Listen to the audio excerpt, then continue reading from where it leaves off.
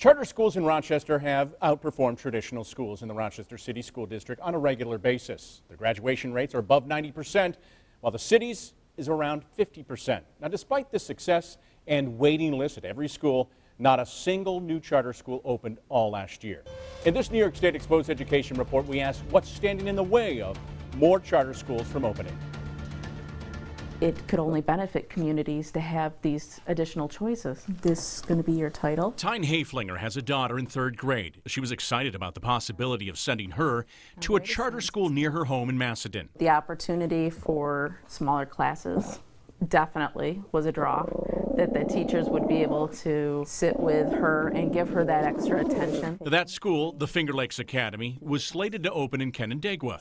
But last year, the school's application was one of many throughout the state to have their proposal denied by the New York's charter authorizers. The vision was to, first of all, give choice to the parents and the families and the children, and we really wanted to provide an alternative to standard public education. Tim Rice is on the board of the Finger Lakes Academy. He says the attempts to open the school started back in 2014, with founder Donna Bennett submitting applications in each of the past 2 years, both denied by the SUNY Charter Institute. I think New York State, while the governor says basically I'm all for it, it was very hard to get through their red tape. The Finger Lakes Academy isn't alone. Just one charter school has been approved to open in our area over the past 2 years. In New York, there are 233 charter schools currently operating, far fewer than other states like Florida, with comparable population, which has 625 charter schools. Our schools last year, about 90% of the schools outperformed their districts of locations in mathematics and about 73% in English language arts. We took parents' concerns about the process straight to the source. Susie Miller-Barker is the executive director of SUNY's Charter Institute, one of 2 charter school authorizers in New York, the other being the Board of Regents. Why haven't more charters been allowed to open? We only have 18% of those applicants that get through the process.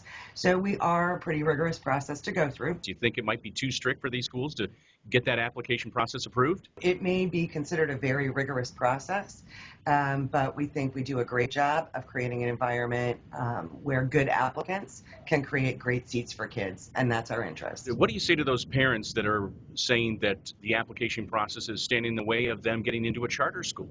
I would say that those parents have some interest in charter schools because of their prior track record, and we think that only opening great schools is extraordinarily important. So in the meantime, as more charter school applications are not approved, it's one more choice families like the Haflingers are denied from making. Crush is crushing. If you are interested in enrolling your child in a charter school or are concerned about the decision process that goes into approving charter schools, you can contact your local State Board of Regents right here in Rochester, T. Andrew Brown, at 454-3667 or Wade Norwood, 436-2944. The SUNY Charter Institute can be contacted in Albany at 518-445-4250. Well, Scott, clearly the family dog was not happy.